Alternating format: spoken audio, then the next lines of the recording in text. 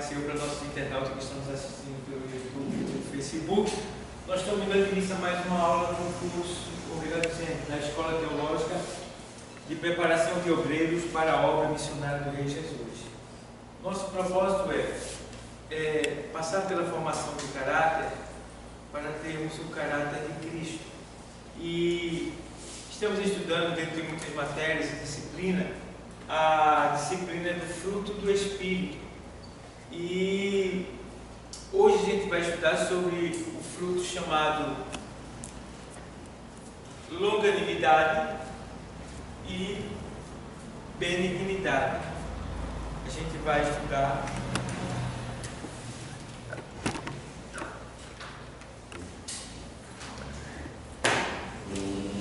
vamos abrir a apostila na página de número 41 e nós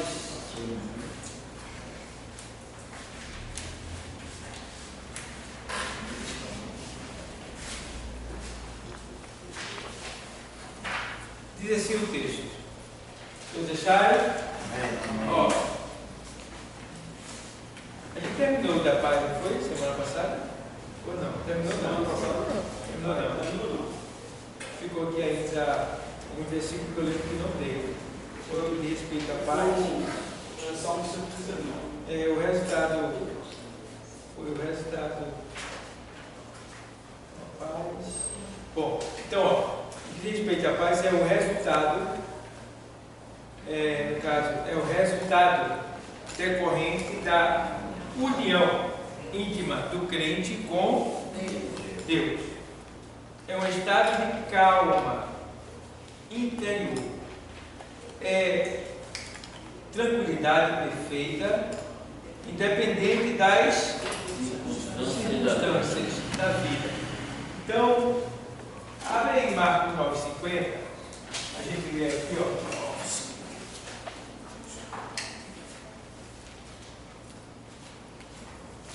O texto sagrado diz assim, vou ler para você. 9,50. Bom é o sal. Bom é o sal. Mas se o sal se tornar insosso, com que o adubareis? Tende sal em vós mesmo, e paz uns com os outros. Interessante esse texto. Veja. Bom é o sal. O sal é bom, não é? O sal é bom. Menino, você comer comida insossa é terrível. Ai, como é ruim. A pessoa faz um bolo, não bota sal. Eu só como uma fatia dele, não como faz uma papa sem sal. Um angu sem sal. O interessante disso, do sal, a importância dele. Você vai cozinhar o seu feijão, você bota uma pitadinha de sal. Mas se você cozinhar ele sem sal, ele não vai pegar sabor. Mesmo você botando um quilo de sal em cima, não pega mais sabor. A importância do sal desde o começo, né? Desde o começo. Aí eu entendi assim, porque bom é o sal, mas se o sal se tornar insosso, o que o adubarei? A gente sabe que o sal serve também como adubo, né? Aquelas pessoas que limpam os pés do porco, eles colocam lá em cima, depois que limpam o pé do porco, eles colocam sal. Aí o pé do porco está valendo, está cheio de água, né? Então, se você vê também que eu estava olhando a vaca comendo lá no interior, ele botou uma panela de ração assim, largou sal dentro da ração. Era sal, mas ele tacou sal lá no rapaz. Eu digo, menino, então você vê que o sal, se o sal tornar insosso, não tem como se adubar. Quer dizer isso aí? Quer dizer que o sal ele tem que ter sabor. Tem que ter sabor. E nós somos o sal da terra. Certo? Então o que acontece? Quando o sal não tem sabor, quando ele tem sabor, ele serve para adubar. Quando não tem sabor, ele serve para ater, para para ser pisado. Então o que é que Deus quer dizer com isso? Que enquanto você for sal, você tiver sabor, você está de pé, você tem valor, você é desejado, você é preferido, você é valorizado. Mas quando você se torna insosso, ou seja, quando você perde seu sabor de sal ativo, o que acontece? Você só serve para aterro. E aterro é para ser o quê? Pisado pelos homens. É isso que acontece quando o crente ele perde o sabor de sal. Ele não é mais sal, né, ativo, é sal insípido. Quando ele se torna um sal insípido, todo mundo escandaliza ele. Ó, crente safado, crente do Paraguai, aquilo ali, isso é crente não. Por quê? Está escandalizando. Aí ele não é mais sal ativo, ele é sal insípido. Por quê? Nós sendo sal ativo, o que é que acontece? Nós provocamos sede nas pessoas de virem buscar a Cristo, de virem beber água na fonte, que é a igreja. Tá? Então, Cristo, né? Claro, mas a igreja é onde Cristo se manifesta. Então, a gente precisa manter essa pureza, esse sabor, para não perder. Porque se perder, meu irmão, já é. Então, entende bem: você é sal insípido ou sal ativo? Então, se você é um sal ativo, você dá sabor. Você é um tempero que dá sabor. Você conserva. O sal serve para conservar também. Então, seja sal ativo, para que ninguém venha escandalizar você. E não sal insípido, porque aí você vai vir para aterro, para ser pisado pelos homens. É parecido antigamente. No tempo de Jesus, quando o sal era insípido, eles faziam um aterro com ele. Entendeu? Então, eu não quero ser de aterro, não.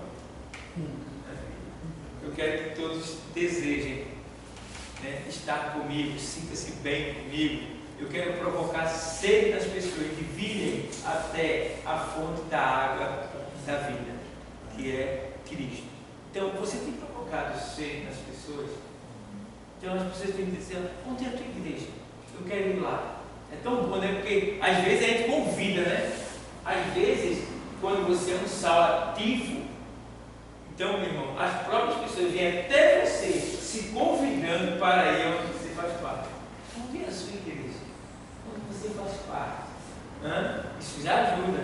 Então, o texto está dizendo aqui que que de respeito à paz, você é isso daqui, ó. Quanto ao seu funcionamento, a paz é o amor pacificando, tá? Em sua utilidade. Podemos, com a paz, conservar os bons pensamentos. Guardar e conservar os bons pensamentos. Então entendamos que essa paz é muito importante. E a paz, se você analisar, segundo o que a gente está falando do sal, porque quando você tem paz, você chama a atenção das pessoas. As pessoas dizem: ele é tão calmo, ele é tão tranquilo, né? Eu me sinto bem perto dele, eu me sinto bem perto dela. Isso faz parte, tá? Você é aquela pessoa que se sente, a pessoa que está perto de você. Aí ele diz aqui assim, ó, ele faz aqui: quanto ao seu funcionamento, a paz é o amor pacificando. Pacificando. Ou seja, o amor pacificando. A pacificação é quando você apazigua uma tempestade. Você não agita, você dá o que realmente precisa para que aquilo se mantenha em paz, na tranquilidade, na calmaria. É muito importante. Tem crente que você diz: rapaz, fulano fez isso com tal pessoa. Se fosse comigo, ia ver. Então isso não é sal. Não é sal. Porque o sal, ele tem que acalmar. Nesse caso aqui, ele acalma, né? A paz tem que acalmar. E para você ser paz, né, você tem que ser sal. E tem que ser um sal ativo na medida certa. Nem de mais, nem de menos. Porque quem come uma comida salgada? Horrível. Nem soço e nem salgada. Não dá prazer. Mas no ponto, ó, legal. Então, essa coisa apaziguadora também, que está todo mundo agitado, você está lá tranquilo. Aí diz, o ribulismo, você está lá sentado. Vou me sentar ali perto do irmão. Está todo mundo agitado, o irmão está lá tranquilo. Bem-aventurados os pacificadores, porque eles serão o quê? Chamados filhos. Bem-aventurados os pacificadores. O pacificador é quê? Aquele que apazigua a tempestade, aquele que não agita, mas que procura ajudar para diminuir o grau de ofensividade, o grau de barulho, o grau de bagunça. O pacificador, ele tem esse propósito de tentar controlar a situação, acalmar a situação, fazer com que a paz ela impere, tá? Então o que é que Deus diz aqui? Bem-aventurados os pacificadores, porque eles serão chamados filhos de irmão. Para ser filho de esses, olha, crente que gosta de bagunça, perturbação, contenda, disse-me-disse, fofoca, não tem nada a ver com o filho de Deus. Tá? Tem que ser pacificador. Aí vai, vamos lá, mais adiante. Filipenses 4 e 8. O que é que diz? Vamos ver. Vai entrar na Filipenses 4 e 8. Diz assim o texto: quanto ao mais, irmãos, tudo que é verdadeiro, tudo que é honesto, tudo que é justo, tudo que é puro, tudo que é amável, tudo que é de boa fama, se há alguma virtude e se há algum louvor nisso, pensai. Então, veja que até o pensamento, para que você seja um sal ativo e tenha paz, tem a ver. Você tem que ter cuidado até com os seus pensamentos. Porque lá em Provérbios diz que assim como você pensar, assim é. Então, como é que está o teu pensamento? O que você tem pensado? Né? A Bíblia diz que o ímpio, ele não consegue dormir sem derramar, ele não consegue dormir em paz. Assim, não consegue dormir, né? Não consegue dormir se não fizer o mal. Né? Então você vê, a gente não, a gente é diferente. A gente tem que dormir em paz. Porque se você vê lá, o Salmo diz, olha, em paz me deito, né? E o Senhor me faz repousar tranquilo. Ele diz que deita, né? E se acorda, porque o Senhor é que dá a paz do sono, a segurança, né? E eu gosto que também a Bíblia diz que enquanto o justo dorme, o Senhor prepara o seu alimento, prepara, né? Ele está providenciando o seu amanhã. Então, você vai ter paz, não tem que você não ter paz. E aí, mais o que ainda? Ó, é ter comunhão com todos. Comunhão é parceria, unidade, amizade, consideração. Tá? Então, 12:14 que diz: seguir a paz com todos e a santificação, sem a qual ninguém verá a Deus. Então, você tem que ter paz, tá? Seguir a paz com todos. Não tem esse negócio de acepção de pessoa. Não vou com fulano, não vou com ciclano, não vou com A, não vou com B, não. É a paz por todos.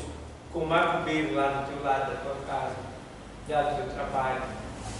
As piores pessoas que estão em sua volta, você não vai fazer o que elas fazem, mas vai ter paz com elas. O que depender de você, diz o texto, tem paz com todos os homens. Toda vez que eu estou bravo com alguém, aí vem esse versículo na minha mente. Se depender de você, tem paz. E o pior é que às vezes só depende de você, porque o outro está querendo. Aí você tem que. Aí vem logo o texto na mente. paz com todos os homens. Aí vem outro texto: segui a paz com todos, e a santificação, que é a separação do pecado, né? Sem a qual ninguém virá a Deus. Então, meu irmão, a gente, alcançando esse ponto aqui, que é um fruto do Espírito, a gente alcançando isso, a gente vai estar sendo aprovado, porque, como eu falei no início dessa disciplina, que essa disciplina deveria ser dada a todos os novos convertidos, para que eles já aprendessem a frutificar desde o começo, porque quem não produzir esses frutos do Espírito não vai para o céu. Entendeu? Quem não produzir não vai para o céu. A gente só escapa, sabe por quê? Porque tem a graça. É a misericórdia. Que é o favor que a gente não merece. Porque, irmãos, a gente tem que lutar para produzir o que deriva do amor, que é a paz, o gozo, né? E as demais que a gente vai aprender agora. Então, você tem que entender que o quarto fruto, longanimidade, temos que produzir ele. Isso é uma exigência de Deus. A gente tem que produzir esses frutos, para que a gente possa dizer assim: eu estou pronto para ser arrebatado, porque é o maior evento. Olha, irmão, se tem uma coisa que nos dá esperança, é o arrebatamento. Porque eu no tempo desse aí, eu só não relaxei. Eu estava sentindo: Deus, se acontecer qualquer coisa comigo assim, eu não faço força para voltar. Se eu for para o hospital, eu não faço força para voltar, não, porque tem gente que luta, né, para voltar, né? Luta lá, facilita, né, a volta, a ressuscitação. Eu não luto, não, porque eu não tenho vontade de ficar aqui com tempo, eu sou bem sério. Tenho carro, tenho moto, não falta comida para mim, trabalho, eu posso dizer que sou bem sucedido, porque no meu calote ninguém, eu devo mais pago, tudo bem, mas eu tenho um desejo de estar com Deus também, porque eu sei que o céu é bem melhor. Eu digo para mim, para minha esposa: o céu é melhor do que tu. E saiba que o céu é melhor do que eu. Não, o pessoal que ela diz: olha, o céu é melhor do que seu marido, o céu é melhor do que sua esposa. Não se compara. É bom aqui? É delicioso viver aqui. É muito gostoso a vida terrena. Nós tivemos o privilégio de gozar da vida terrena e da vida eterna. Ele está nos dando esse privilégio. Mas, irmão, sou bem sincero, pode ser que Deus me faça, que me cobre isso daí que eu estou falando agora. Porque tem às vezes você fala, né, e uma coisa que me sustenta ainda é o desejo de construir igreja. Vou ter aquela igreja de lá para construir, eu não tenho vontade de morrer, né? E o outro ponto é você ter. Tem que você não ter vontade de morrer quando você tem inimigo. Tem um momento que eu disse assim: rapaz, se tem hora que dá vontade da pessoa, Deus me leva. Aí eu olhei assim: e os inimigos? Vai tudo rir. Ó, já foi, já é. Digo: não, então eu vou ficar. Então, irmão, tem uma coisa boa na nossa vida.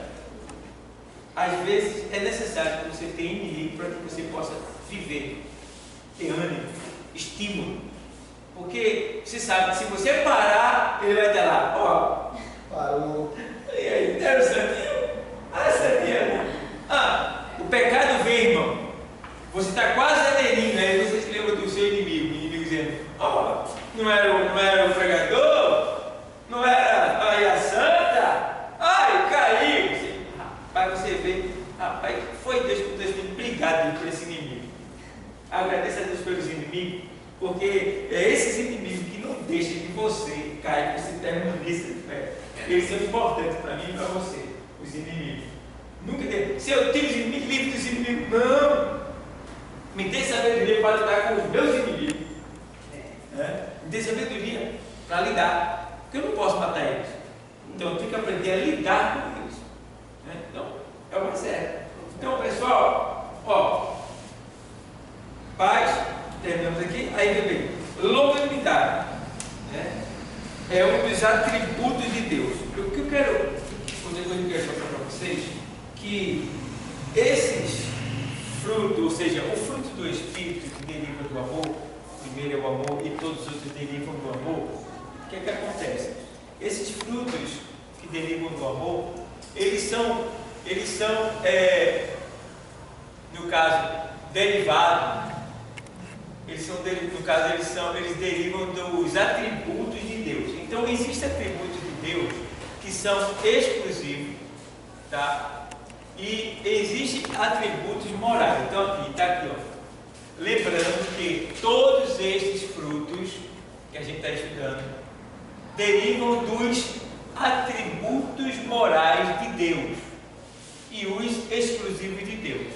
Claro, os atributos morais de Deus são aqueles atributos que eu e você também podem ter. Deus é santo? Deus é santo?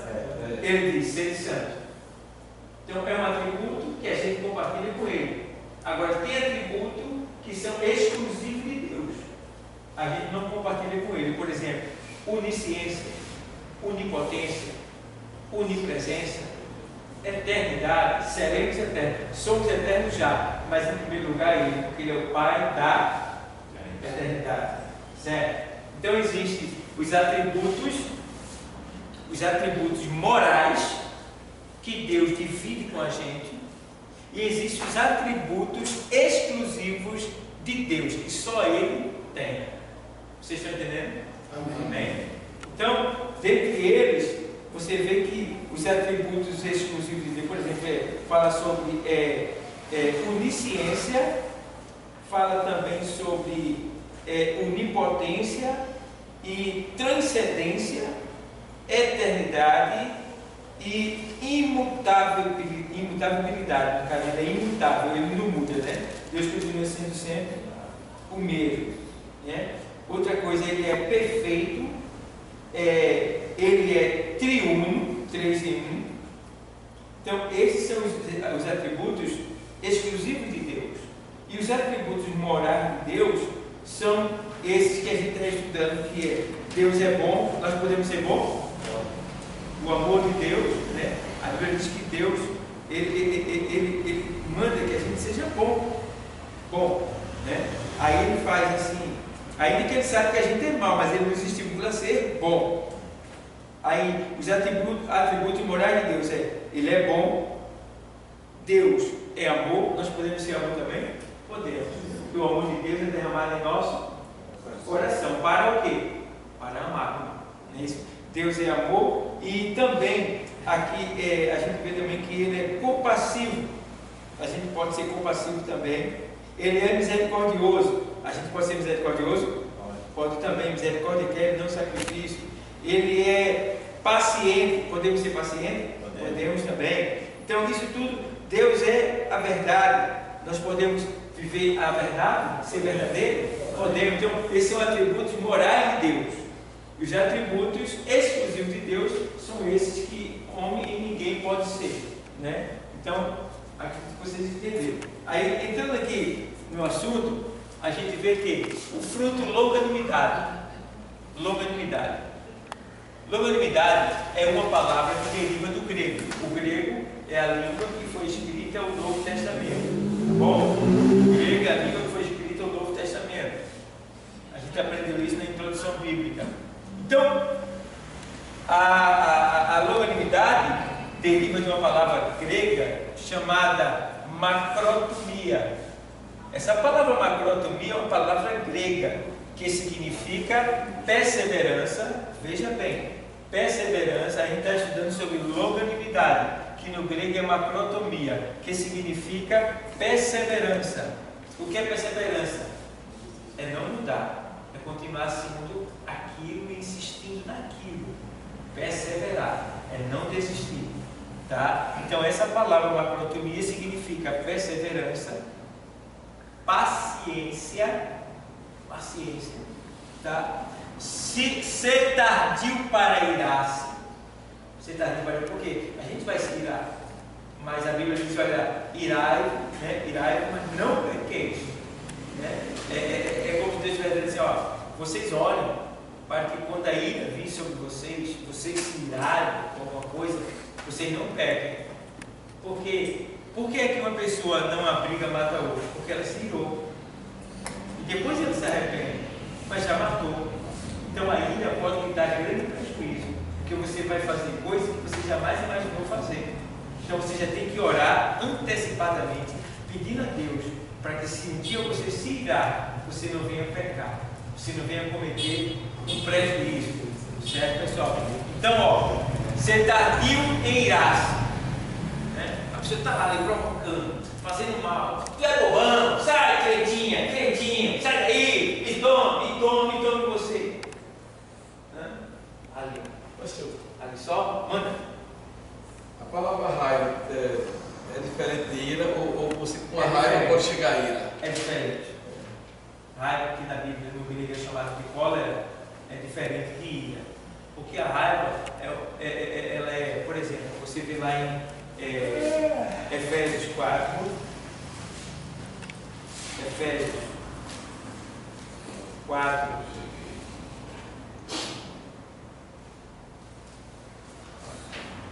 aí ele faz assim, e 31.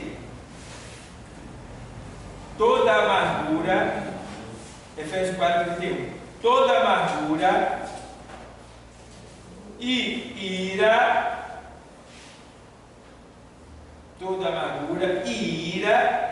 e cólera. Cólera é raiva. Viu? Essa palavra do grego cólera é raiva. Alguém tem uma tradução aí de raiva? Nas suas traduções aí? Cólera? Tem não, né? Então aqui, ó. Toda amargura, e ira, e cólera, e gritaria. Você vê que quando a pessoa está com raiva, a pessoa fala o quê? É isso? Está na sequência. E gritaria, e blasfêmia, que é a resistência à palavra de Deus. Tá? E toda malícia seja tirada de entre vós. Então, raiva e ira é uma coisa. A raiva é uma coisa que você sempre direto. Você pisa no lugar dele e arreta. Mas aí, tem raiva na hora, entendeu? Levantou o paro. Toma pedra. Raiva é direto raiva. Agora a ira, meu irmão, quando ela vem, ó, até Deus, ele demora a se irar. E a Bíblia diz que a ira dele dura um só momento. Ele vem. Então, a ira vem. Ela é diferente de raiva. Deu para entender? Deu? Então, voltando para o aqui. Isaías 26, 20. Vai, povo meu, entra nos teus quartos, fecha as tuas portas sobre ti, esconde-te só por um momento até que passe a ira. Quando a ira chegar, entra no teu quarto, fecha a porta, a receita está aí. Porque se eu bater de frente na ira, o prejuízo é maior. Entendeu? E quer ver uma mulher irada? Na TPM, fora de tela. Vai, dá uma roda para ela, diz que vai ali e volta já. Quando vir, traga uma roda, traga alguma coisa para. Porque menino, pense, viu? É uma luta. Ela perde quase que o controle. É um perigo. E se a mulher for já daquela que é alterada, juntando com a TPM, é possível que você fique sem a cabeça. Mas, tudo bem. Você não fez, né? Você está aqui do lado do sofá. E de que ela falava, já diga, E eu sou abençoado, tem três, uma vez está lá, não vem não que eu estou, a outra disse, eu também estou, eu estou saindo, eu vou ficar fazendo o quê? Vai sobrar para mim, eu estou saindo, filha. Então, pessoal, aqui, ser tardio para irar-se ou para o desespero. Não se desespere. Então, isso é o significado da palavra macrotomia, que é longanimidade, tá? Longanimidade também quer dizer longo ânimo. É você ter um longo ânimo. As pessoas estão ali cutucando, lhe provocando, lhe fazendo mal, e você não se irrita, porque você tem um longo ânimo. Então, ser longânimo é isso. Então, você já entendeu aqui. Aí você vê que lá em Efésios 4:2, a gente pode ver aqui, ó, 4:2, ele diz assim: com toda a humildade e mansidão, com longanimidade, suportando-vos uns aos outros em amor. Veja os frutos aqui em conjunto. Veja os frutos em conjunto aqui. Paulo deixando bem claro que os Efésios agissem assim, com toda a humildade, né, e mansidão, com longanimidade, que é o longo ânimo, suportando-vos uns aos outros em amor, que é o principal dom, né, dos quais derivam todos eles, o fruto do caso. Então, veja lá 2 Timóteo 13:10, 2 Timóteo 13:10, ele diz assim: tu, porém, tens seguido a minha doutrina, modo de viver, intenção, fé, longanimidade, caridade e amor, paciência. Paulo perguntando para Timóteo se ele, tu, porém, tens seguido a minha doutrina, que é a doutrina de Cristo, né? Modo de viver, intenção. Quais são as suas intenções? Fé. Qual é a sua fé? Longanimidade. Você tem um longo ânimo. Caridade, amor. Você tem amor e paciência. E aí você vê também lá em 1 de Pedro 2:3, 1 de Pedro 2:3, ele também fala assim para os irmãos, deixando bem claro aqui assim, se é que já provaste que o Senhor é benigno. 1 de Pedro 2:3. Se é que já provaste que o Senhor é benigno. Tá? Então, a gente vai agora para esse fruto aqui, Vou ler aqui na apostila. A longanimidade é um dos atributos de Deus. Longanimidade é um dos atributos de Deus. Portanto, longanimidade é um atributo moral de Deus, que Ele divide conosco. Tá? Deus é longânimo? Sim. Você também deve ser longânimo. É para ser longânimo. Mas é para ser longânimo. Todos esses frutos, eles são imperativos. Você tem que produzir ele. Não tem o quê? Tem que produzir. Né? Agora, é claro, aqui e ali Deus vai nos achar faltoso. Muito dele. Então é bom que a gente se auto-policie para que a gente não esteja em falta. Porque se for mesmo analisar, os crentes estão deixando muito a desejar. E aí que está o perigo. Porque no arrebatamento não vai. Pode não perder a salvação, mas perde o arrebatamento. Tem coisa pior do que ficar no arrebatamento? Deus me livre. É o pior pesadelo que existe. O choro do crente vai ser como se brincar desse lado nos olhos. Quando ele vê que os outros foram embora, ele ficou e ele se lembrar, crente informado, né? Feito nós que estamos aqui. Deus nos livre. Porque a gente sabe o que vai acontecer. Não vai ser fácil. Né? O crente, para chegar no final da grande tribulação, para entrar no milênio com Jesus, ele vai estar só a capa, só o talo.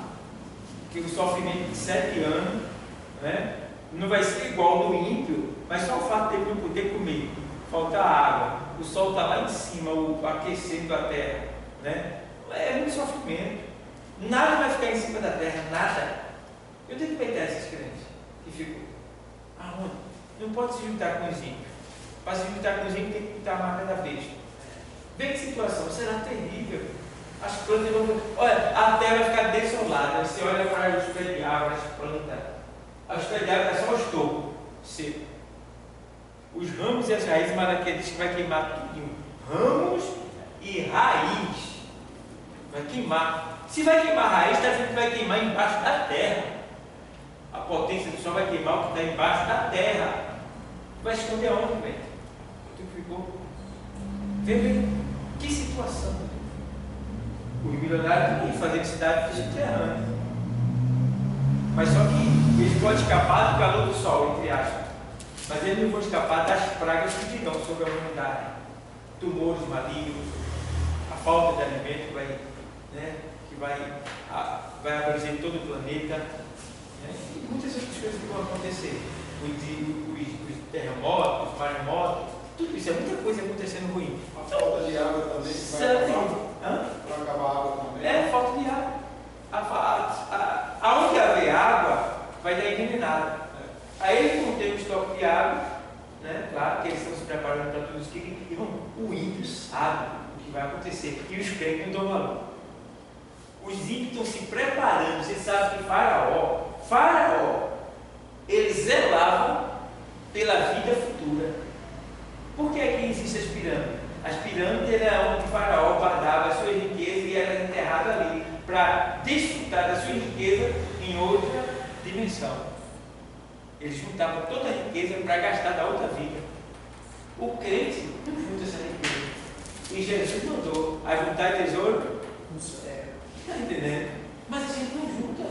E juntar tesouro no céu é como? Evangelizando, amando, perdoando, investindo na obra missionária, sendo fiel nas suas devoção para com Deus.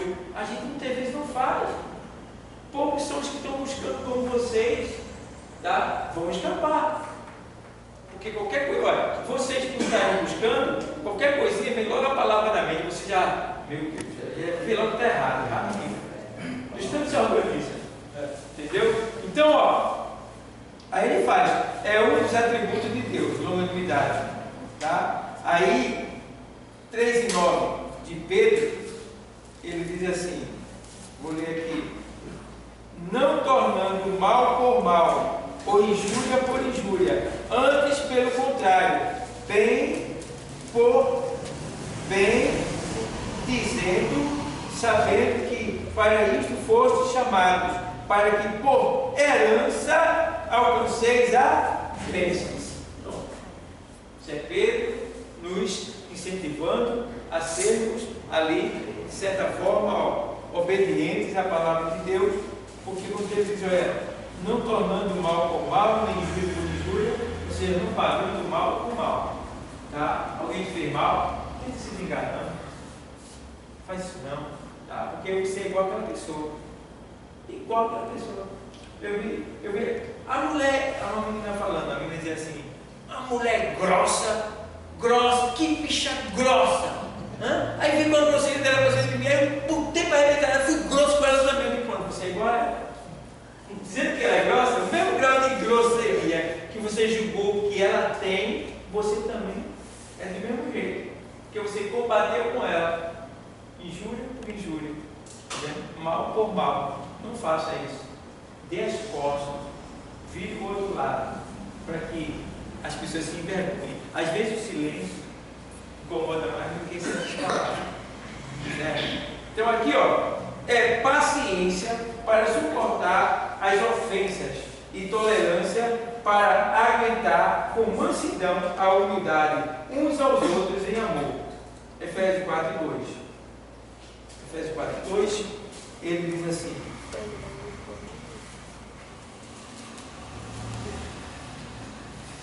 com toda a humildade e mansidão, com longanimidade, suportando-vos uns aos outros em amor. Pronto. E quanto ao seu funcionamento, longanimidade é o amor esperando a sua o quê? Utilidade. Utilidade é coletiva, no caso, é coletiva, entre os fiéis, ou seja, é coletiva entre os fiéis. Leia de novo aqui.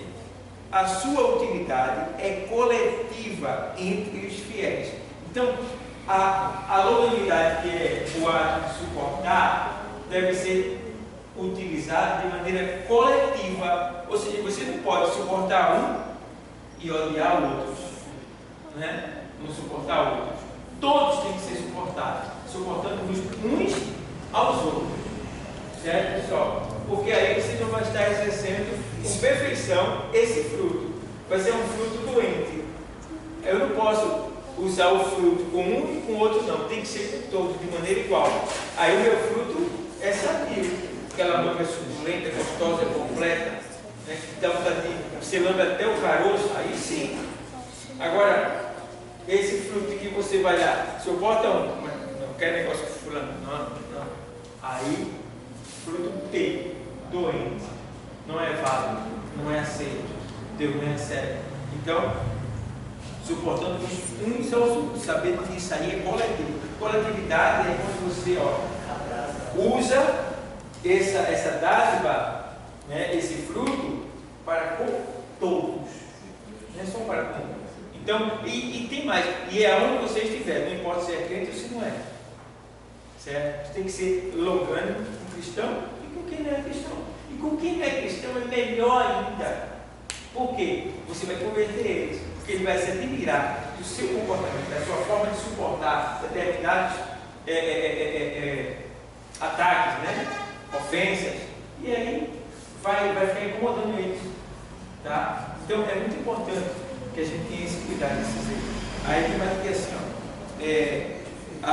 já falei sobre a longanimidade, né? Aí vem agora, fruto, benignidade, né? Benignidade, que é o quinto fruto, não é isso? Benignidade, benignidade, aqui ó, Santa, é o zoom.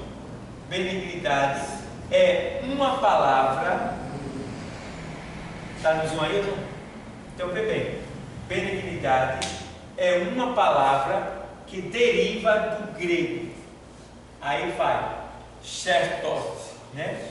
Xeretost, né? Palavra grega, é difícil de falar, né? Xeretost, aí que significa, ou seja, isto é, não querer magoar ninguém, nem lhe provocar dor. Então, a benignidade é um ato que surge em nós de não querer magoar ninguém, nem lhe provocar dor. Certo? Você sabia que tem crente que às vezes deseja o mal do outro? Ele deseja o mal do outro, e não, ela vai pagar. E ele vai pagar. Deus é justo, Deus é fiel, Deus pega ele, Deus pega ela, né? Desejando mal, oração do mal. Isso existe, não. Essa oração é oração, não chega lá. Deus não entende isso. Até porque o Senhor diz que a ira do homem não manifesta a justiça de Deus. Então, quando você está irado e pedindo castigo de alguém, Deus não vai se levantar para atender você. Tá? Porque ela não manifesta a justiça de Deus a teu favor. Então, ó, aqui a gente vê que a benignidade é muito importante na nossa vida, porque quem é benigno, quem produz esse fruto da benignidade, jamais vai querer magoar alguém.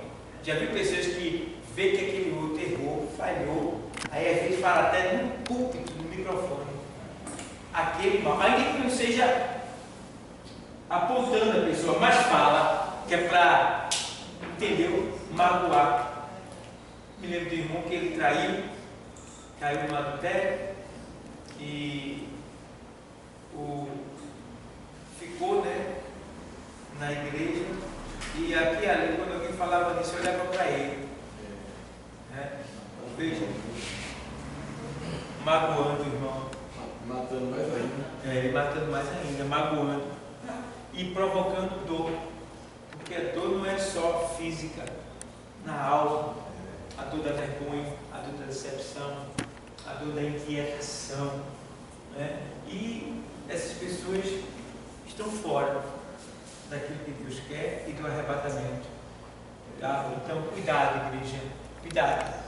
A benignidade, devemos ter o máximo de desejo para provocar ela, ou seja, para produzir ela, porque aqui, ó, por exemplo, benignidade, no caso, benignidade é uma palavra que deriva do grego, aí ela vem aqui, aí quando ele faz aqui, Efésios 4:32, você vê lá, Efésios 4:32, você vê que ele diz assim, ó, antes, sede uns para com os outros, benignos, misericordiosos, perdoando-vos uns aos outros, como também Deus vos perdoou em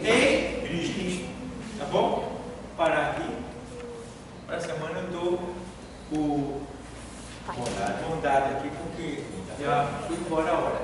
Então, a gente vai estudar isso aqui, no caso, a gente vai estudar, só para terminar, Colossenses 13:12. Leia aí, Colossenses 13:12. Fala sobre Colossenses 3:12.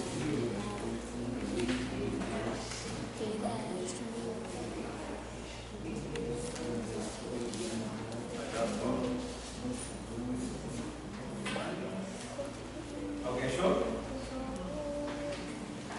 Alguém achou? Colossenses 3:12.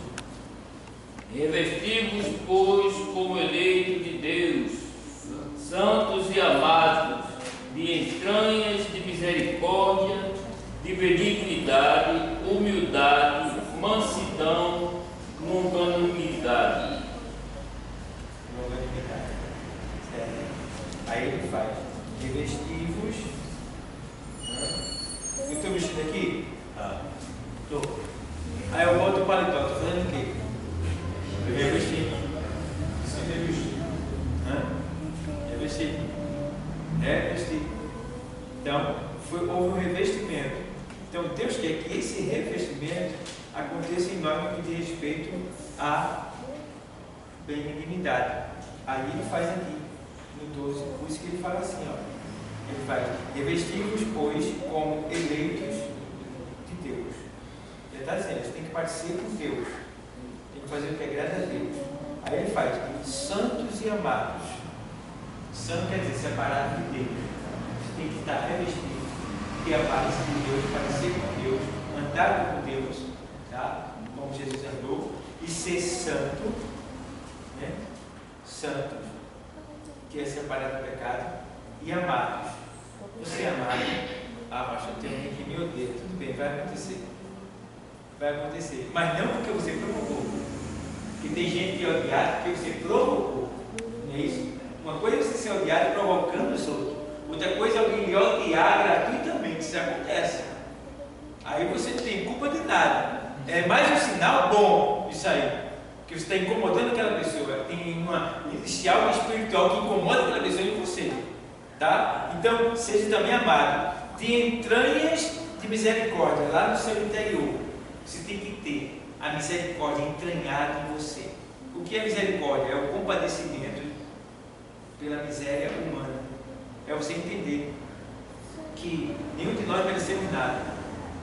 Só quem pode mesmo é o Senhor. Agora o que a gente tem que entender é que aquilo que eu queria que fizesse comigo, eu vou fazer com aquela outra pessoa.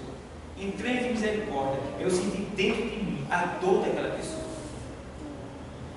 Dentro de mim a dor daquela pessoa. E se eu tivesse no lugar dela, o que eu queria que fosse feito naquele momento? Aí eu vou e faço. Entranhas de misericórdia. Né? E ele faz mais aqui, entranhas de misericórdia, de benignidade, que é isso aí, humildade, mansidão e longanimidade. E aqui a gente para. Que Deus continue abençoando a todos, em nome de Jesus Cristo, e até para a semana. Paz e povo.